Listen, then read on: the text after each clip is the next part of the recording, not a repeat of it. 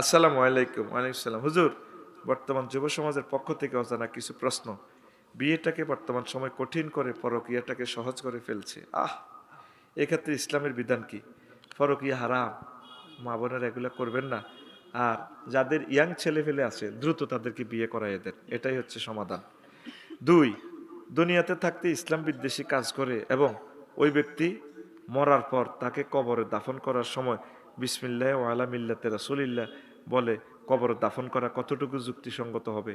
ইসলাম বিদ্বেষী কাজ করলে যদি প্রমাণিত হয় এর মিল্লাতে রাসূলিল্লাহ দরকার নাই, হ্যাঁ তো ধর্মনিরপেক্ষ, এত লাশিটা হরাইবেন বিসমিল্লাহ ওয়া আলা ধর্মনিরপেক্ষ, আর আল্লাহর লাশিটা আল্লাহ জিডে করে করক কই, আমার এই মুখ দিয়ে আমি তার রসুলের লাশ রসুলের মিল্লাতে কইতাম না, হাতে আলেমল আমারে মারছে, হাতে মুদারগঞ্জ বাজারও তারপরে অস্ত্র দেখাইছে, হক্কানি রব্বানিদেরকে মারছে, হাতে কি এর মিল্লাতে রাসূলিল্লাহ?